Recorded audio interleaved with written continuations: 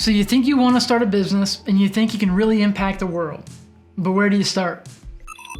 Hi, I'm Steve Schamberger, the owner of Life Stages Development. I started Life Stages over 3 years ago, and I have a passion to help businesses achieve their goals and initiatives. We've been able to help a lot of different organizations, anything from solopreneurs, entrepreneurs, small to medium-sized businesses. We've worked in every type of industry you could think of. So you have a product or service that you think is going to change the world. And I'd encourage you to really focus on who you are and what you're offering. So the first thing I'll focus on when starting your business is what I like to call mission and market share. In the first part of mission and market share, in your mission, you really want to define your brand. How do you make other people feel? How do you make your customers feel? How do people perceive your brand or your business? And obviously the big question with your mission is, what are you trying to solve? What product or service are you putting out there that's going to actually benefit organizations, companies, or individuals?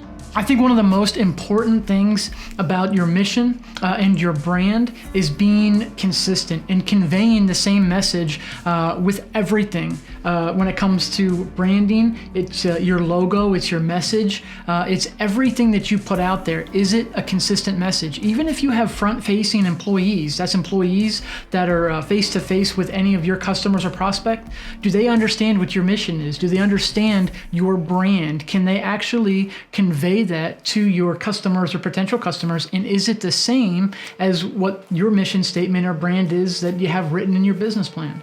If you can't convey your mission clearly, then you won't get repeatable business and return customers.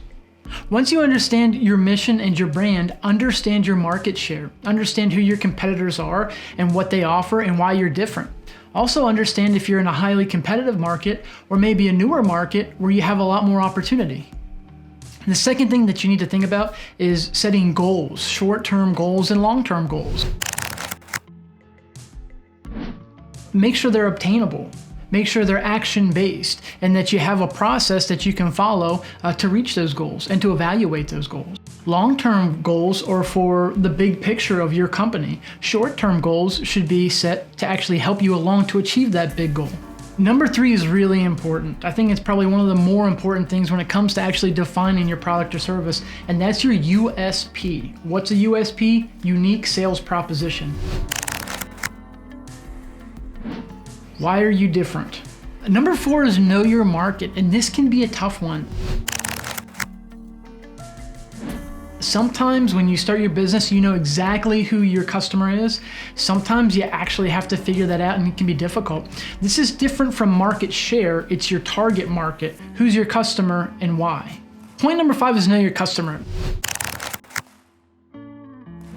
And I think even more than knowing your customer, because this can be similar to point 4 of knowing who your target market is, I would say listen to your customer. Right now, the biggest thing online for feedback, different reviews and social profiles that you can actually listen and make that customer experience better for your customers. Number 6, I think really ties in with knowing your market share, is research the demand for your product or service. Is there a high demand or is there really good opportunity? So for number 7, I think it's really important to set marketing goals and also define your marketing strategy. What are you trying to achieve with your marketing? Something else that I think is really important is when you're setting your marketing goals, make sure that they are kind of consistent and integrated with your overall business goals, sales goals, and business development goals, because I think that should all row in one direction and work together to achieve these goals. Number 8, expect to fail. Expect to fail, expect to hear no, but also take every piece of information that you can from your failures and learn and leverage it to grow. And the last point, just take action.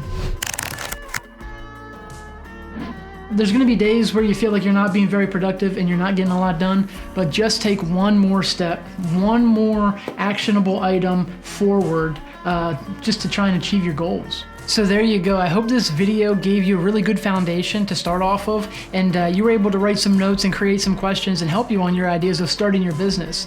I believe in you. I know it's difficult, but I believe in you. I know you can do it. If there's anything that we can do, we'd love to help. If you want to schedule a strategy call, we'd love to help. Click the link if you want to schedule a strategy call so we can take your ideas to the next level. If you believe in your dream, nothing should stop you.